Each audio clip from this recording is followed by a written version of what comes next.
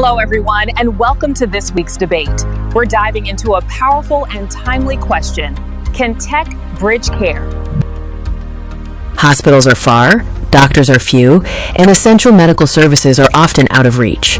But with technology advancing rapidly, telemedicine is offering new hope. We will examine if telemedicine and remote care solutions can really bridge the healthcare gap in rural and underserved areas. Telemedicine connects patients to doctors through phones, apps, and video calls. It promises to make healthcare more accessible, faster, and more affordable. The core of telemedicine is about bringing healthcare directly to the patient, no matter where they are. Telemedicine offers the promise of a healthcare revolution, making services more accessible, faster, and more affordable for everyone. Now let's look at the arguments in favor of telemedicine and its potential benefits.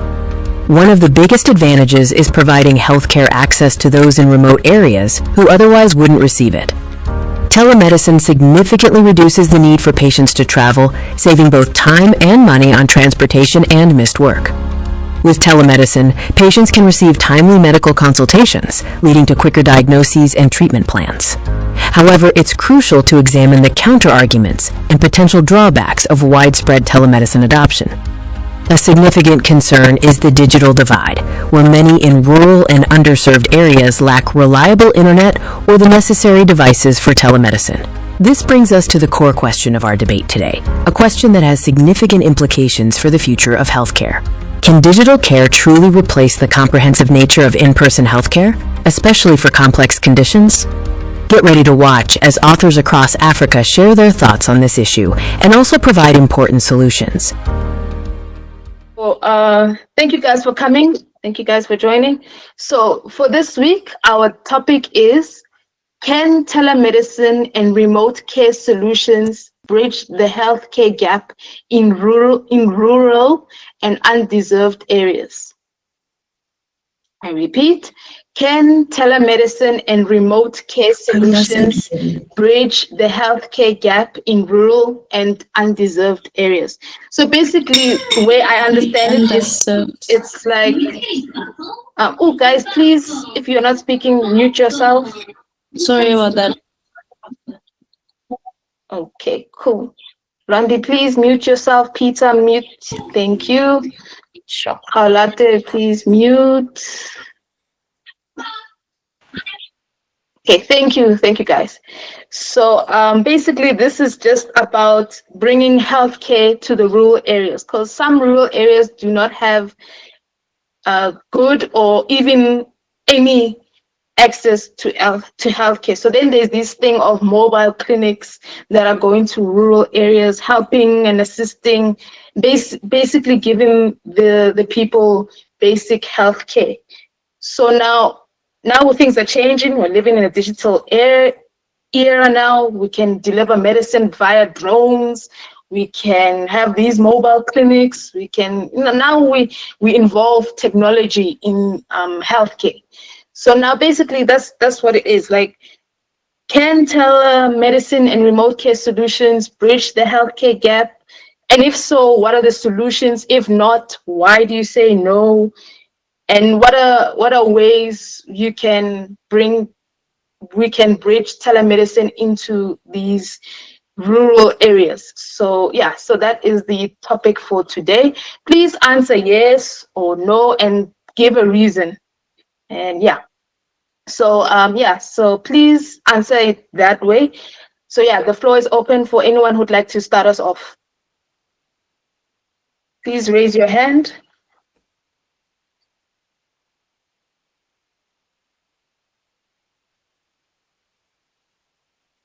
Okay, Luandi, you have the floor.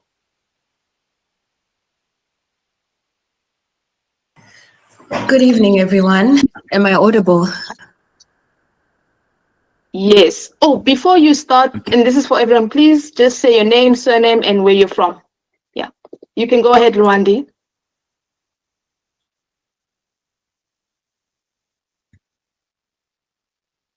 Hello, Luandi. Oh, yes, sorry. I was on mute. All right. So to begin, my name is Luandi Mushanga, and I am speaking from Maputo, Mozambique. And to open for today's debate is I think telemedicine and remote care solutions can bridge the healthcare gap in rural and underserved areas. Can and cannot, because number one, telemedicine is a form of medicine that connects patients in remote areas with urban specialists who would otherwise be inaccessible, especially doctors or whatever doctors that are within that specialty. But at the same time, many rural areas still lack reliable electricity or connectivity, which makes telehealth access a bit inconsistent because of that lack of access to that sort of infrastructure.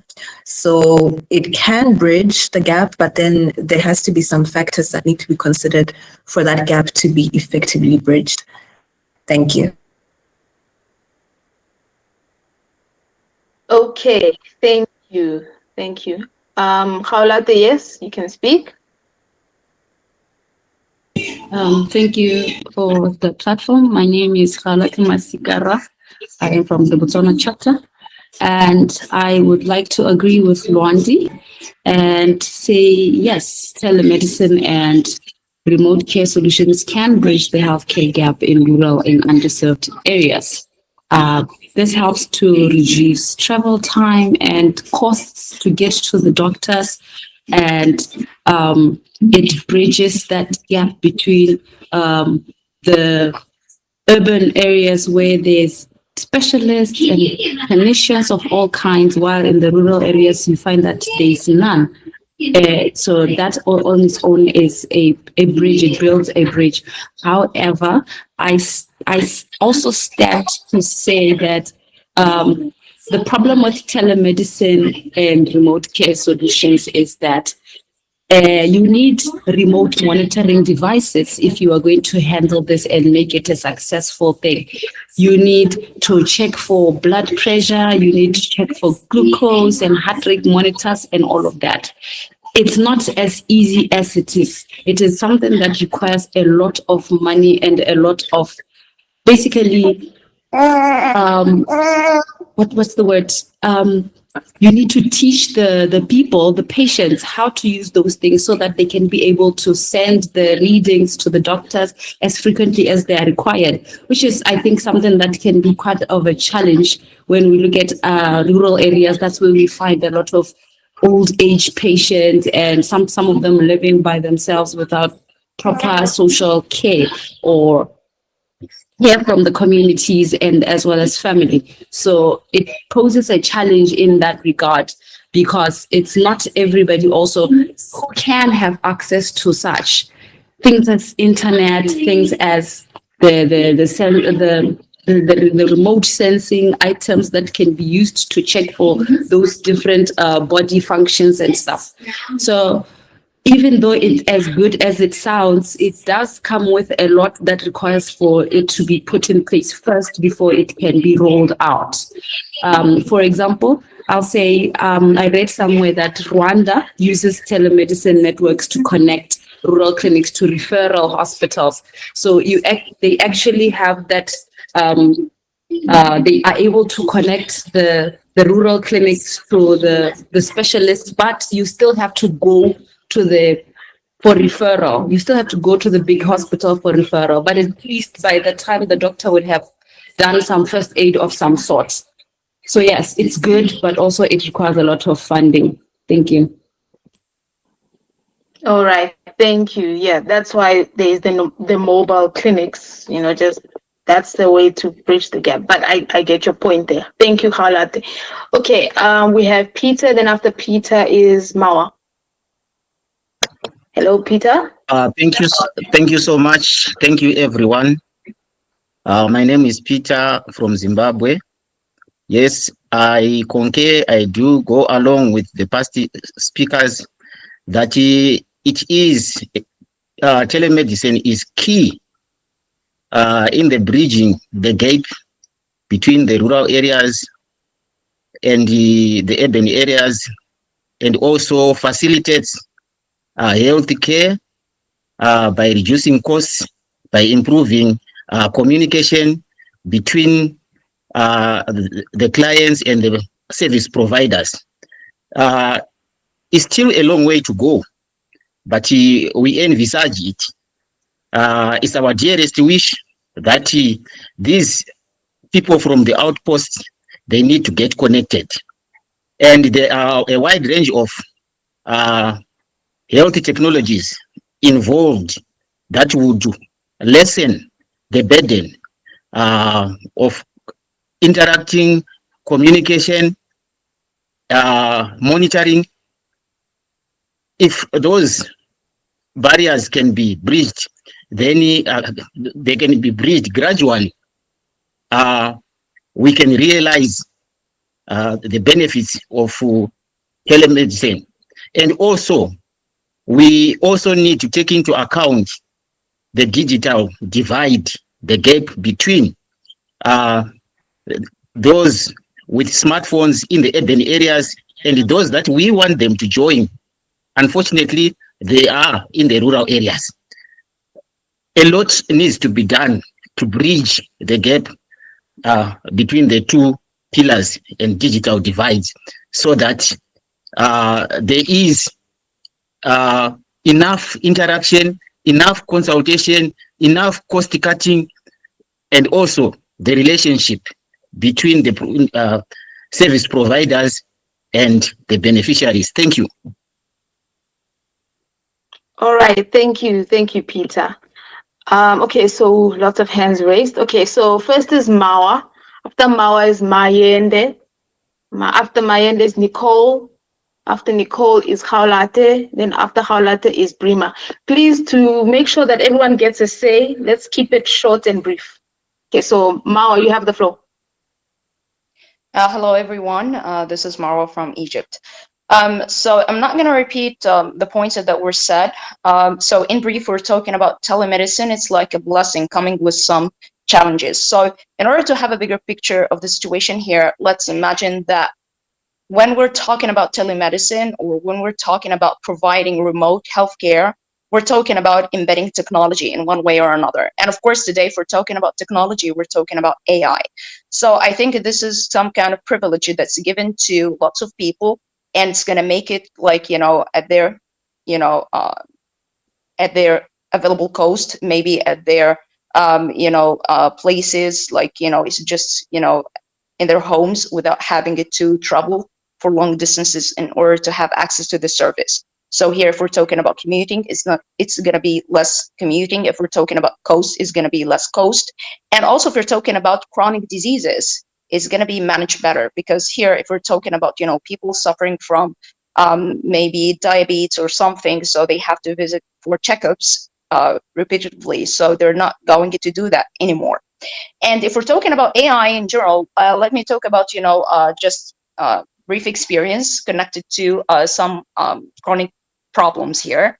Like a guy was talking about some kind of health issue that it took him 5 years in order to find a solution to.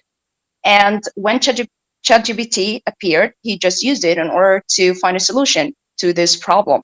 Like, he had lots of x-rays, he visited many doctors, he did whatever it takes in order to find a solution to this problem. But within 10 minutes, he was introduced via ChatGPT, he was introduced to some kind of exercises in order to help him get rid of this problem. So here we're talking about, the importance of AI. And recently in medicine, there are lots of breakthroughs in how AI can be used to predict lots of diseases 10 years ahead.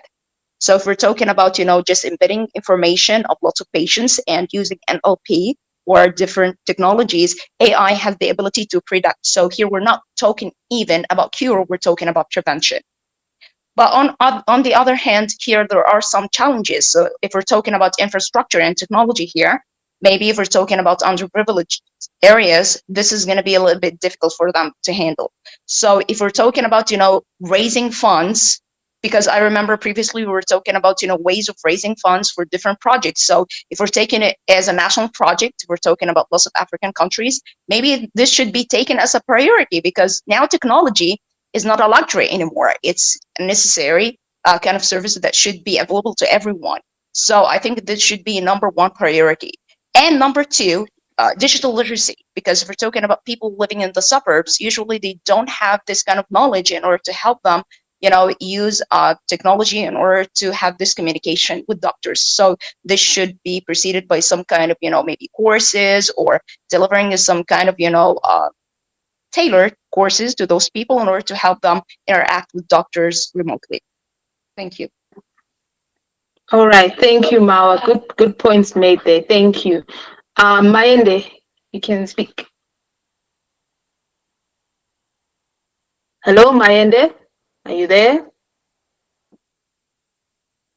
Okay, we'll come back to him. Nicole. Sorry. Okay, Mayende's back. Okay, thank you so much for the opportunity. My name is Mayende from Uganda. I would like to first begin by disagreeing a little from Marwa, because if we are talking about telemedicine, we are talking about having access to health care, or being able to get health services remotely too, with the help of a physician who is somewhere far away, but you are connected by kind of a telecommunication system. So if I look at AI, I don't see how a physician is, how a physician comes in, or how a healthcare personnel comes in. And remember, AI, most cases, whatever you search, it shows you that it might not be true. You have to follow up. And how can you follow up? I think by accessing the real professionals. So our topic says that, can telemedicine and remote care solutions bridge the healthcare gap in rural and unserved areas? Personally, I would say no, and a very big no. When we speak about rural areas, I don't know which picture comes into our mind, but here in Uganda, when we speak about rural areas, we are speaking of even places, we have rural areas that even power alone, even there is no power at all. So if we are speaking of such areas, we have rural areas where smartphones are still something that is somehow scarce. And you know that most of this communication, telemedicine needs to be, you should have some kind of special apps that are run by, that are connected to a hospital, something like that. So, and in addition to that, here in Uganda, Uganda as a country, in East Africa, and I think as the whole of Africa, Uganda is among the countries that has the most expensive data rates. And with telemedicine, it means you need to have data to be connected online and share with the health personnel in order to get some of the advice, and maybe to monitor some patient who is very far away. And also, in addition to that, some institutions in Uganda, they still have a long way to go. Like some institutions, even in Uganda, and some healthcare, you see a big clinic, some of them don't have a website, some of them don't have such apps that maybe patients can use to connect with them and be able to get services remotely. So according to me, I think this cannot work for now unless there is heavy investment put in place, and also empowering the community and making sure, for us, Cambodia and Uganda, there is power in many areas, maybe say of subsidizing on the price of smartphones so that most people can access, and working on the data issue, among others. Thank you so much. All right, thank you, Mayende. Thank you for sharing that perspective. Guys, if you disagree, please feel free to share it. We want to weigh both perspectives so that each perspective has a say, and then both perspectives can come up with a solution. So if you say no, please feel free to say it. So yeah, thank you, Mayende. We have Nicole next. After Nicole is Kaulate, then Brima, and then Mawa, your answer to Mayende. But first, Nicole. Thank you so much, everyone. Good evening. My name is Nicole Nathari Naisusi from Uganda. You can just call me Nicole. Well, based on that topic today, which is telemedicine, yeah, we've actually seen it good and bad. And talking about telemedicine, of course, we're talking about something technicalized medication, whereby we have to get medication from far, but rather than not going to the hospital. So it has two extents, and we have the larger extent and the lower extent, rather the smallest extent. So I think I go with the larger extent. And the larger extent here, we are looking at the target. Just like our theme says, it's targeting the rural and undeserved areas. So us targeting the rural areas, we are looking at a setting of about 80% of the illiterate people who are living in those rural areas. Starting with the status quo of people living in rural areas, these are people who actually struggle to access medication. So when we look at such a population, we have to ask ourselves, how are we going to help them access telemedicine? And yet it is expensive. And before we actually think about all that, we have to also mind about their sensitization, because they don't know about telemedicine, they don't know that it exists, they don't know how it works, they actually don't have any idea about it. And so when we start by sensitizing, maybe somewhere it will work, but lack of sensitization alone makes telemedicine actually harder to bridge that gap in the rural areas. And looking at, I'll set my perimeter in Uganda. For example, in most rural areas in Uganda, we have sort of like health centers. We have health center 1, 2, 3, like that. And accessing medicine, just medicine in these health centers is really hard for most of these rural people. So to what extent are you really going to convince these rural people that, you know, telemedicine is going to come and it's going to do ABCD?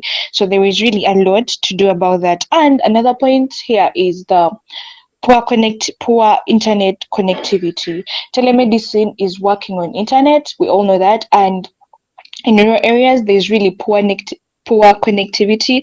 We don't have masks, we don't have network masks in the villages, so it's really going to be so hard. But to the lower extent, if the government comes in, like through government support by funding doctors, and maybe the rural people contribute less, and then the government maybe funds the rest, maybe that would be easier. And then if it tries to invest in the internet connectivity as well, and also do more of the sensitizations. Thank you for listening. Okay, thank you, Nicole. Thank you for sharing. Okay, Halate, you are next. And after Halate is Brima, Soreti, then Mawa. Please, because of time, please keep it short and brief and straight to the point. Yeah, so Halate, you are next. Thank you, Sipiwe, once again. I just want to highlight something about this telemedicine and remote healthcare solutions. Somebody mentioned, I think it's Peter, that this involves actually using some form of communication tools to bridge the gap between patients and healthcare workers. Not necessarily, it doesn't mean that they have somewhere where they can go. It is through telecommunication that they get to communicate and talk about their illnesses. So for me, I see that as like the technology alone there is not enough. There is very limited clinical engagement there as well.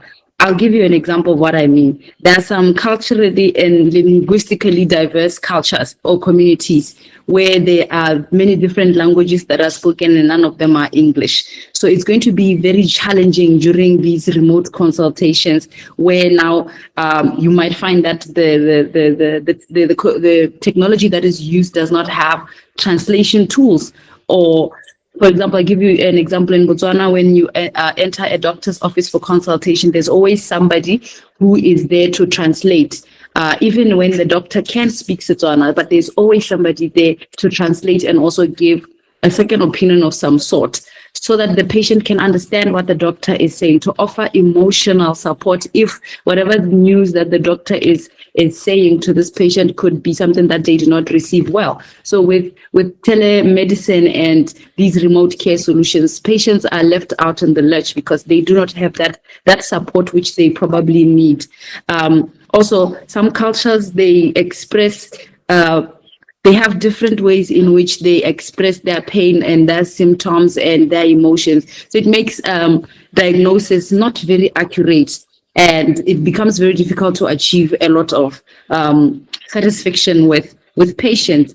And also there are certain illnesses where you need to touch and observe like in person, where now with telemedicine it becomes impossible to do. So these challenges, they directly impact the quality of care and the willingness of the patients to actually adopt the telemedicine and remote care solutions. Older people, particularly who are found in the rural areas, they believe so much in physical examination. And if it's very limited in this regard, like now, there's no hands-on physical assessment, it becomes difficult for them to actually believe what the doctor is saying or to actually take that and into consideration. So healthcare is not just clinical, it's also emotional. So we need to consider that as well. Thank you so much. Okay, thank you, Khalati. Good points made all around. Yeah, very good points to consider. Could be one of the problems and also a solution. Maybe we can find solutions to that. So yeah, thank you, Khalati. Okay, we have Brima. After Brima is Mawa. Then after Mawa is Soreti. Then Luandi. Hello, Yes, Brima. good evening. Hello, good evening, everyone. Hello. Yes, we're here. Go ahead. Okay, I'm Brema Kabo from Sierra Leone. I strongly oppose the projects that telemedicine cure can bridge the healthcare gap. I said no to this because the word telemedicine for me, it looks like it looks some modern, but in reality, it cannot reach everyone, especially the less privileged in the rural areas. Many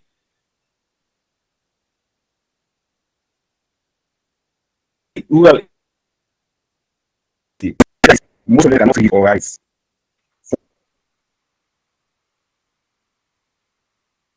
Sorry, For me, Brima, your line is very bad.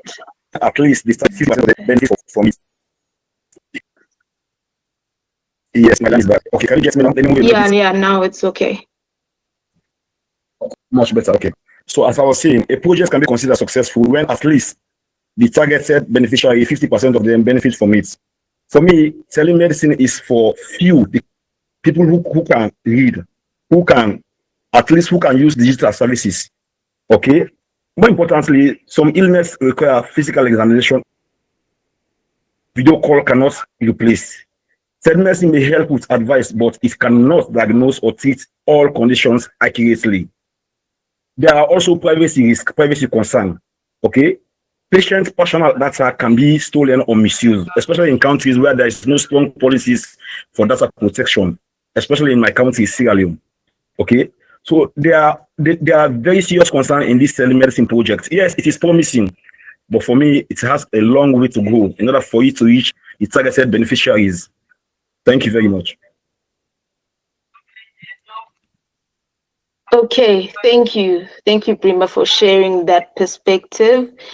There's a problem. The thing of data and patient information going missing or lost or destroyed or anything like that. Yeah, that is a bad thing to happen. Yeah. Thank you for sharing, Brima. Okay, we have Mawa next, then Soreti, Luandi, and then Tijani. So Mawa, you can speak. All right, so back to the story of AI. So if we're talking about AI as being something that is not that effective when it comes to medicine, maybe we should follow the news of AI, maybe applications in medicine for a week. Like if you are going to follow the news, you're going to find at least every single day 3 to 5 new advancements happening in medicine due to using AI, starting with, for example, early detection of health deterioration, chronic disease management, enhanced medication adherence, AI-powered diagnostics, like it can, scan images such as X-rays, CT scans, and MRIs, and lots more. So here we're talking about, a reality that's here to stay. and it's not expected to leave anytime soon. If you're following the developments happening and presented by Google, for example, like represented in personal assistants that are going to be as much effective as much as any person doing any job on earth. And this is not what I say. This is according to technicians and people working in the field. So now let's think about it in a realistic way. If we're talking about this reality as here to stay, we are going to find some kind of solutions to handle the situation in a better way. In many African countries, and you know what, maybe not all of them, because you know AI is not that involved in medicine that much. But if we're talking about some African countries that use AI somehow, lots of doctors are taking it as a threat, because seriously, it is presenting lots of effective solutions to the point that many people suffering from maybe mild to minor health issues do not consult doctors anymore. Because think about it, why would you pay money in order to consult a doctor while you can have it for free? And it works. Like in 99 cases, it works. So if you think about it as a threat, it's not going to work. But if you think about it as a friend, maybe it's going to work. So the point of that, how can we train doctors to take them as friends and help them present that service to people living in remote areas? And this takes me to the points that lots of people here talked about. Like if you're thinking about language as some kind of barrier, maybe you can feed it with some more languages. And we talked about this, I think maybe a couple of weeks ago. We talked about, maybe developing some models in order to embed these languages. If we're talking about the emotional part of the story, AI is really smart and it can learn it over time. And by the way, here, we're not talking about replacing doctors. We're talking about building a team while AI is a friend, not a threat. But apart from all of that, I'm really worried about something that's completely different. If we're talking about code of ethics, we trust doctors as human beings, and we know that they have code of ethics. But the problem that how can we make AI believe in it? How can we make sure that it is still following it? And how can we update it? So this is a point, and we should work on it. Another point is that if we're talking about biased data based on algorithm, how can we improve it? And actually, in both cases, it depends on ML and NLP. Like if we're talking about machine learning and natural language processing, they have lots of solutions in which they can develop models, and there are lots of great studies that can help you improve it. So all what we need is just to do more research in order to find solutions to these problems. But in my opinion, they're not problems that can make us, ignore the whole solution and avoid it altogether. Because you know what, by the end of the day, many people are going to find it much easier and much cheaper.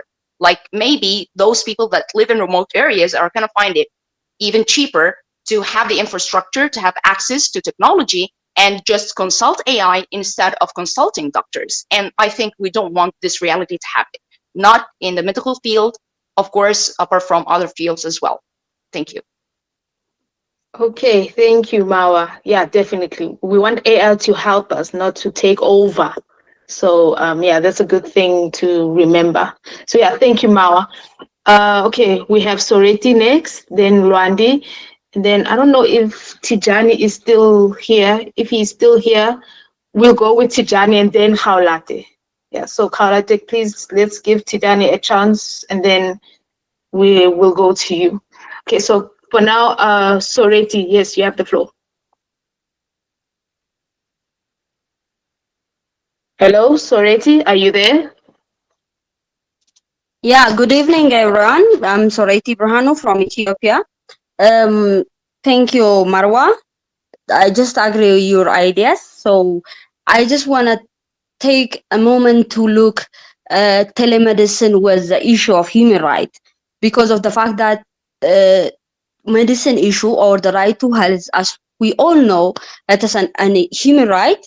So within a human right perspective, there is a core principles, which is one principle is availability. So when we say availability, there should be sufficient health care, whether it is rural or urban. So we just say that telemedicine, as Marawa said, it's a blessing that we use that for bridging the gap from the rural areas. From rural communities. So when we say that telemedicine is bridging the gaps, before we're talking about the telemedicine, there should be an issue of infrastructure, which is basically the technology, healthcare providers, and digital tools. So when we take an issue of African as a continent, as we know, we do have a barriers and technological issues because of the fact that when we talk about the telemedicine, there should be an fulfilled infrastructures and to the context of technology and healthcare. So when we interlect, when we intersect the issue of human right and the right to health, there are to be a geographical access, economical access. The service should be affordable, and even it should be a free service. There should be an indiscrimination issue, especially from women's, ethnic minorities, person with disabilities, etc. It has to be also, we must be taken into consideration about digital literacy. The training for users and health workers should be given for the healthcare service, as well as the persons who use the telemedicine as a bridging gaps. So in conclusion, I just conclude that when we talk about telemedicine at the same time, or from even talk about the telemedicine, there has to be the infrastructure must be fulfilled, so that in the way that when we say telemedicine can be full the gap in the area of medicines, it has to be firstly medication, or firstly infrastructure issues. So in conclusion, especially in Africa, it is a great potential to advance the right to health as a human right perspective, but if only it's implemented in equitably, ethnicity, and inclusive way, which is the above issues, digital literacies or the infrastructure issues must be taken into consideration. So thank you so much, Marawa, that you raised the issue of digital issues when we talk about the telemedicines. But I strongly agree that from when to talk about telemedicine, firstly, we have to ensure that infrastructures for the telemedicine issues. Thank you very much. All right, thank you, Soreti. Yeah, good point. Good point. I think all in all, human rights is a base. It should be a base. It should be like everyone has the right to health, and everyone should be included to get that health. So yeah, you made an interesting point, and you came from a different perspective there. That is good. Thank you, Soreti. Okay, we have Luandi, and then we have who's this other person? Tijani. Then after Tijani is Karlate, then Mawa. Okay, so Luandi, you have the floor. Thank you, Spiwe. So telemedicine does sound like a perfect solution on paper, but the reality on the ground usually tells a very different story. And rural and underserved areas, they often lack the very foundation that telemedicine depends on, which is stable electricity, reliable internet, and digital literacy. These three factors are something that we can say that they're not as how can I put it, in the current economy and political environment that we find ourselves in. It's something that sounds like a dream, you know. And also, healthcare is more than a video call or distant monitoring. It requires more than that. It requires human touch, that voice of assurance, the accurate physical examinations, because there's no way that you can perform such procedures without being there, as Kaulate stated in the beginning.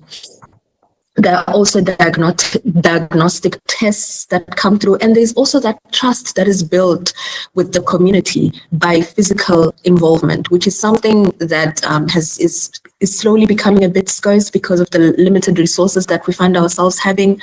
But still, there's always that human interaction that is needed. A screen cannot measure blood pressure properly.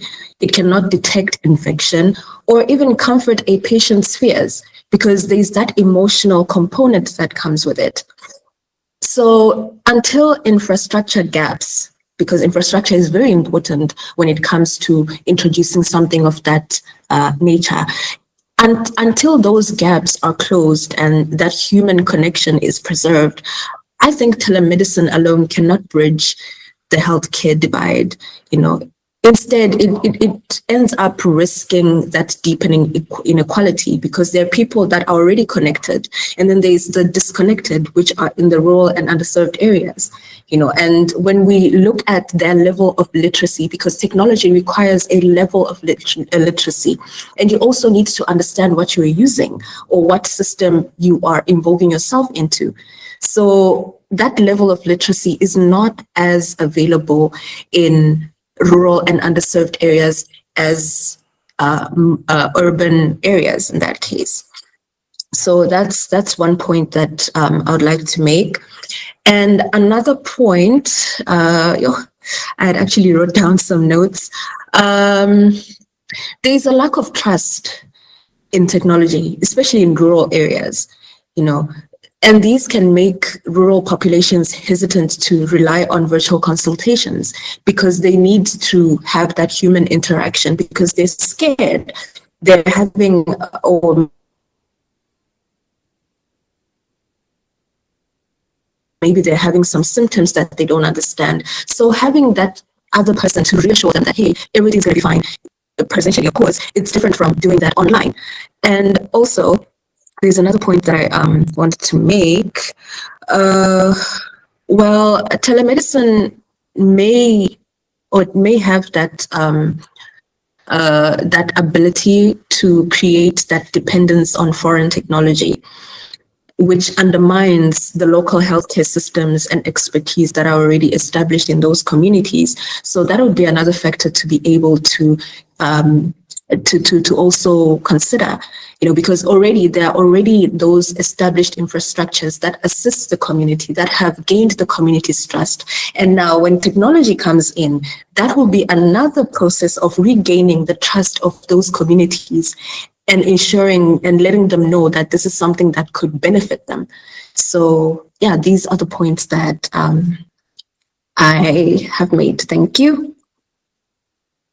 Okay, thank you, Luandi. Good points made there. Please share the rest of them in the chat box. We'd like to see them. So yeah, thank you, Luandi. Tijani, are you here? Are you here?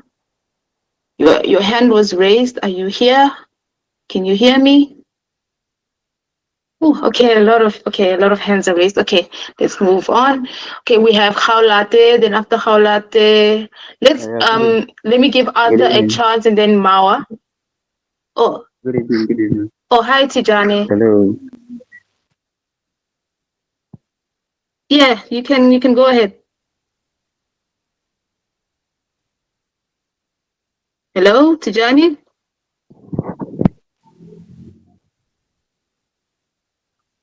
Good evening, everyone. We cannot hear you. We cannot Hello? hear you. Please Hello. closer. Yeah, now we can hear you. Okay.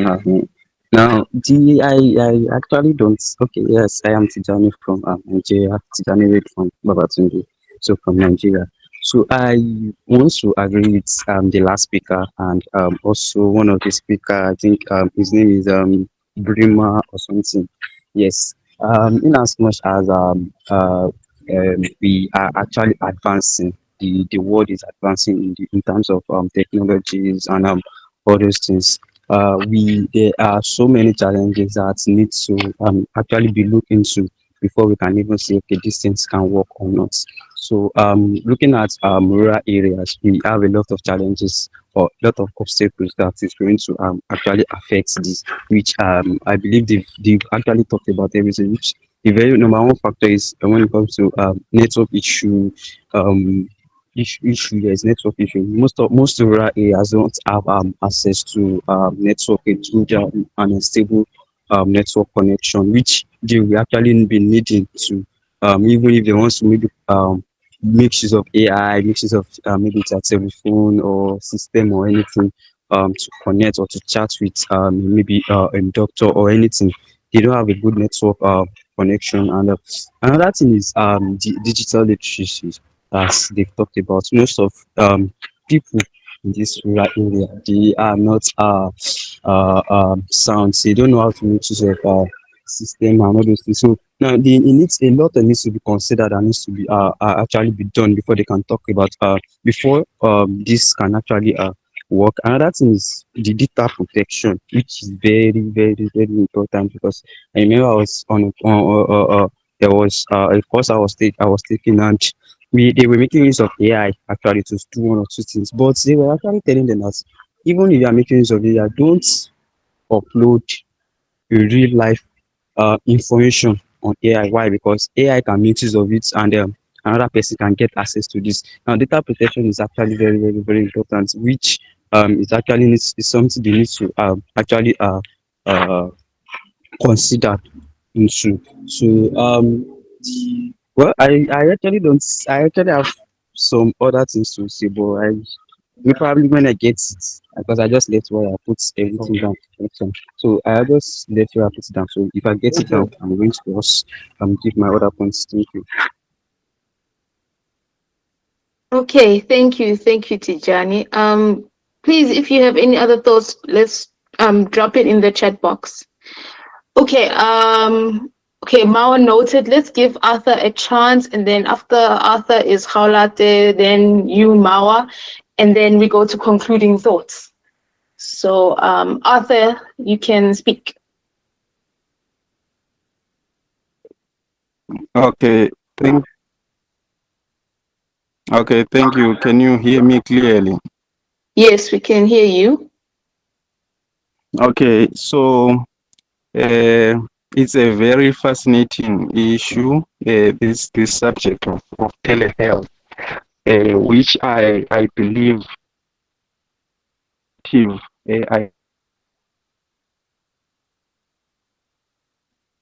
Oh, sorry, Arthur, your line is bad. as and underserved communities need to embrace. Speaking of telehealth, we mean to say it's an innovative space or innovative perspective that can ensure the timely delivery of healthcare in these rural areas, which mostly do not have access to maybe proper and strong health institutions or facilities. So by embracing this idea, rural and underserved communities can tap into the benefits of telehealth. But however, looking into African countries, as Tijani just said, we have a dominant issue or problem of network connectivity, which is key in telehealth, and this makes it difficult for many communities to tap into this idea of telehealth. So it's a recommendation from me to say governments, not only in Africa, even in other parts of the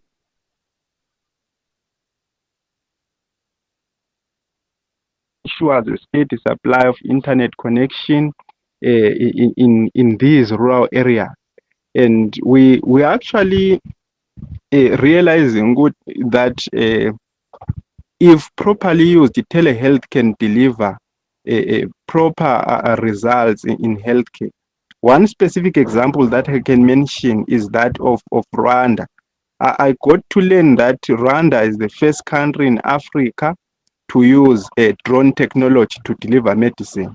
That has been necessitated by the use of telehealth, where people can even make their medical consultations and then drones deliver medicine. So I think it's something that can help us in the delivery of healthcare. But another issue in that regard is that aspect of human rights. Where does that information go? How do they store the information and everything? So we really need to take into consideration the human rights aspect of it. We have to ensure that this telemedical aspect does not violate human rights, be it rights related to privacy and all those other considerations. Remember, the healthcare of an individual is a secret to that individual. So, what are our governments doing to ensure that that information is kept confidential and safely? So, I think those are the submissions that I can make. Thank you very much. Okay. Thank you, Arthur, for your submissions. Okay. We are running out of time, so Mawa, please. You are next. After Mawa is Haulate, then Soreti, and then we have to get to concluding thoughts. So Soreti, you are the last person.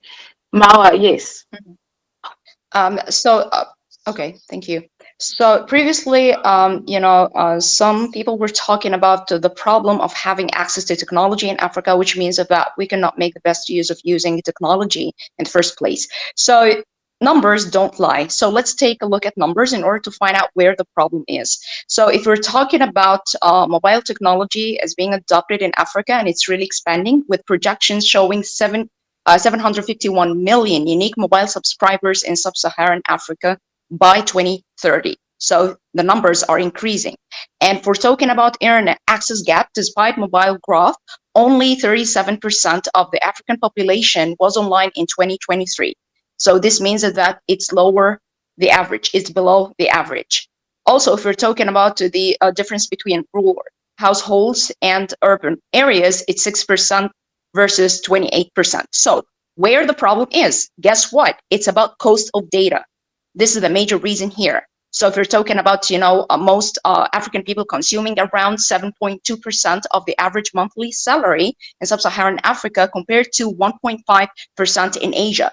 And guess what? It can simply be solved. Like if we can have some initiatives with data, with mobile companies, maybe also with some hospitals, because this is a part of their tax exemptions. Like in lots of African countries, those businesses can be exempted from taxes if they share in some philanthropic projects like these. So if they're going to lower the cost of data, and if they're going to lower the cost of any service presented, like maybe this is going to be paid by the hospitals or either by the mobile companies. So the problem can be solved. And this, by the way, this idea has been implemented in lots of African countries. So it is easy to solve the problem.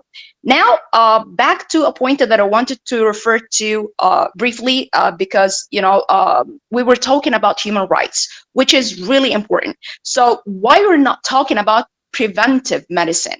So instead of just talking about healthcare, why we're not talking about preventive medicine? Like people living in these areas should be presented to a healthy lifestyle in order to prevent and avoid the hassle of going through the process of presenting cure and letting them suffer the pain. So why not having some kind of campaigns? And here it's going to be a little bit easier to present this online rather than going through the remedy process, which is more complicated. So if we can have access to different areas in which we're going to prevent all the hassle of maybe some chronic disease, like we're talking about diabetes, for example, it's going to be the target for a few months. Then we have another chronic disease for maybe more 3 months, and so on. So it's going to be like an annual plan that all hospitals all over the whole country target for 3 months. Then they move to another disease and so on. So I think this is going to be lower in cost, and I think it's going to be really motivating, because all people are going to see the positive impact of not suffering the pain in the first place. Thank you. Okay, thank you, Mawa. Okay, now because we are running out of time, let's keep it short and brief. So we have Haulate, and then after Haulate, Soreti, and then concluding thoughts. Or you can just add your concluding thoughts to what you are going to say. So yeah, because of time. So Haulate, you have the floor. Finally, thank you. I just wanted to say that I have been bringing problems and problems. I just wanted to come up with a solution. And Mawa actually gave me a solution when she spoke of artificial intelligence. I mentioned earlier that the problem with telemedicine is language. It could be a language barrier, it could be emotional detachment and stuff. So I want to bring AI into this to bridge the language gap in telemedicine. I feel that we could use AI models that are able to detect speech in the local language and then translate that into English or what's the word, medical terms.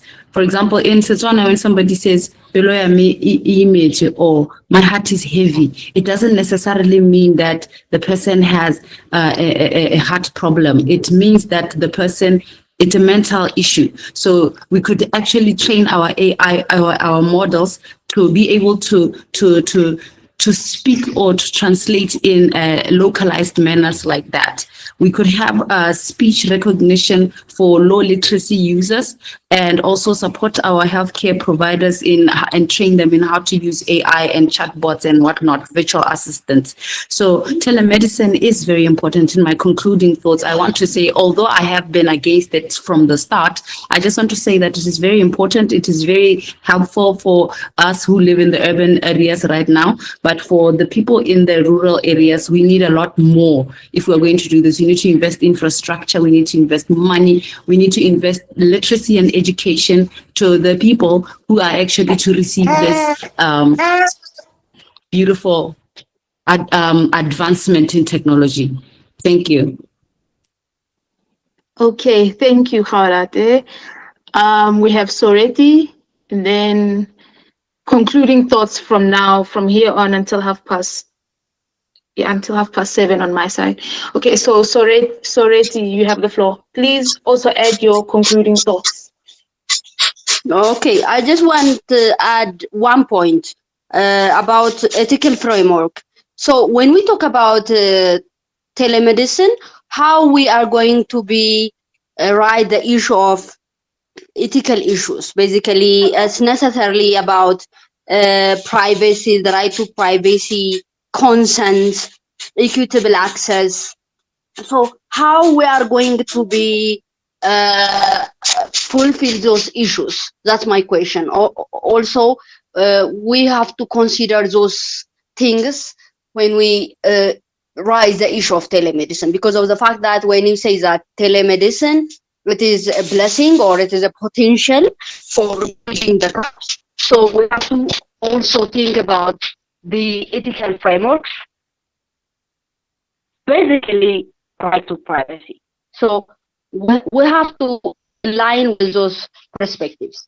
That's my point. Thank you.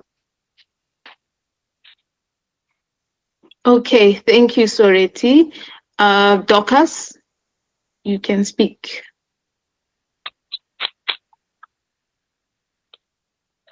Hello, Dorcas, are you there?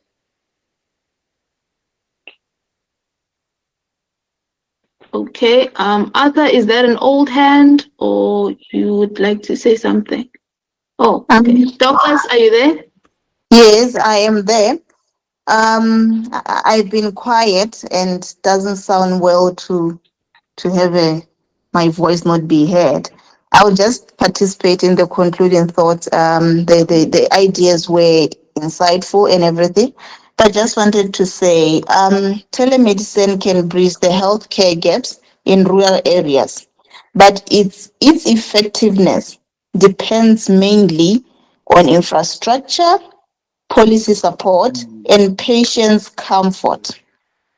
A balanced approach combining telemedicine with in-person care can optimize healthcare delivery in rural communities.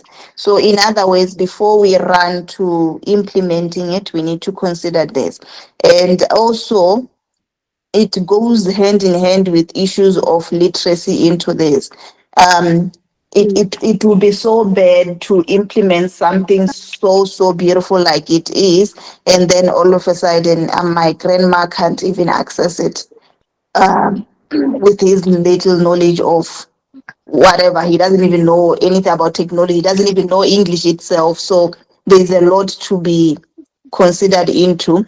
I know and understand that AI has the capacity of translations and everything, but considering village or rural setup, we need to consider a lot of things before implementation. Thank you.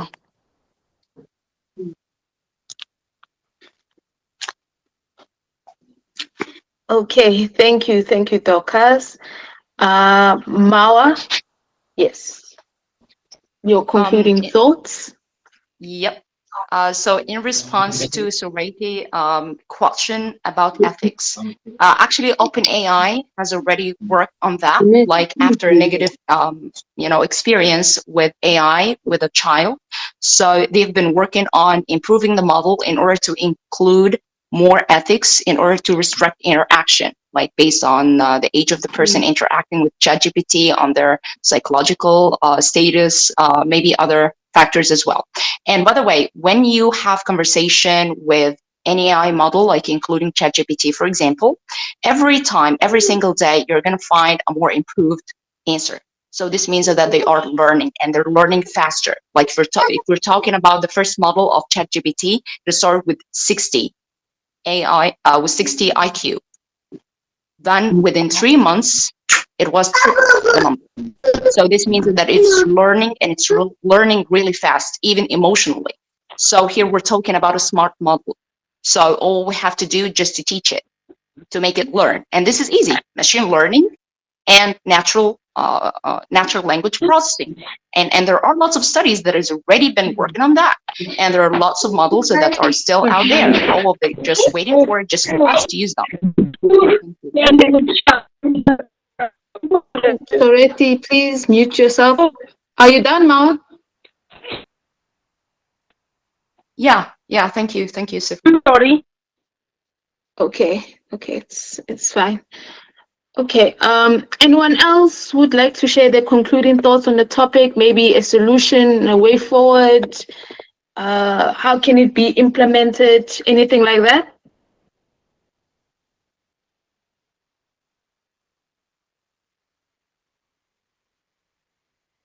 Okay, Soreti, your hand is still raised. Do you have a concluding thought? Oh, yes. Anyone else with a concluding thought? Okay, I think there's something in the chat. Okay. So Luandi shared some of her thoughts. No, sorry. Okay, no, it's fine. Okay, so Luandi shared her thoughts in the chat. So telemedicine can sound very good on paper, but the ground tells a different story. So one, rural and undeserved areas compared to urban areas do not possess the basic infrastructure to sustain telemedicine, which are stable electricity, reliable internet connectivity, and digital literacy. Another point is the gap in education and literacy tends to be another factor that could contribute to widening the gap that telemedicine could serve as a bridge. And then lastly, she says, patient data security remains a challenge. In regions with limited regulation, sensitive information can be exposed or misused. Okay, noted, Rwandi. Protecting privacy in digital systems requires legal and technical safeguards that many countries have yet to implement. So yeah, these were Randy's points. So yeah, good points made, good points. And with all of these, there can be a solution, or maybe the solution is just right there. We just need to look carefully and assess it. Okay, so because of time, Randy, you are the last person. And then I'll go to the chat box, and then I will say my concluding thoughts. So Lwandi. Thank you, Sipiwe. So in conclusion, I think telemedicine offers great promise, but cannot stand alone as the bridge to equitable healthcare. And we know that technology can transmit voices and images, but not empathy, physical care, or infrastructure. Until electricity, internet access,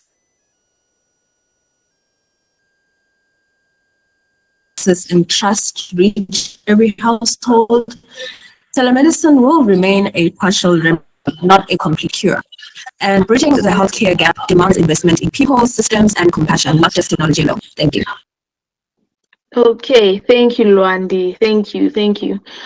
Okay, Tijani says, okay, Mayende agrees with you, Lwandi. Okay, Tijani says, okay, so he just shares a bit of a few challenges. So he says one of the challenges are poor or unreliable internet access can hinder telemedicine services. Insufficient hardware, software, or technical support can limit telemedicine effectiveness. Patients and healthcare providers may need training to effectively use telemedicine technologies. Patients in rural areas may have lower incomes or limited financial resources. Rural areas often face shortages of healthcare professionals, making it difficult to staff telemedicine services. So yeah, these are some of the challenges that could hinder this progress. So thank you, Tijani. Okay, because of time, I will just share my concluding thoughts. So yes, I say that this is just me. So I say that it can, telemedicine and remote care solutions, it can bridge the gap. It can be a way to make doctors' visits easier, you see. So once it's there in the rural areas, and like the main doctors from the urban areas can just not move there, but also just, maybe take the time to go to these rural areas, create a mobile clinic of sorts, and then also help them. And obviously AI, culture, what's this other one? Emotional thing, aspects of this need to be considered. You need also, we cannot rely on AI alone. We also need the doctor's physical touch, the nurse's physical care, because all health and medicine, that's what it's all about. AI just assists you. It must not take over. It just assists. The main person that must handle all of these doctors' activities must be the doctor and nurses themselves. That human touch, that human connection, and then also everyone has the right to health and access to healthcare, regardless of whether you're from the rural areas or undeserved areas or in shelters, squatter camps, or what. You have the right to basic healthcare. So if we get that healthcare into these areas and it's more accessible and it's not expensive, I can't even say it mustn't be that expensive. It must be free. It must be affordable, or if we can meet in the middle, it must be affordable. It must be accessible. Why must I pay for healthcare? It must be free. The doctors and nurses must take the time to, assist. That's the main basis of being a doctor and a nurse. To help people, to heal people. So yeah, definitely. Telemedicine and remote care solutions can definitely bridge the gap in rural and undeserved areas. Okay. Okay, so let me see if there's anything else in the chat box. Okay, nothing. Good luck. You can stop recording, please. Is he still here? Are you still here?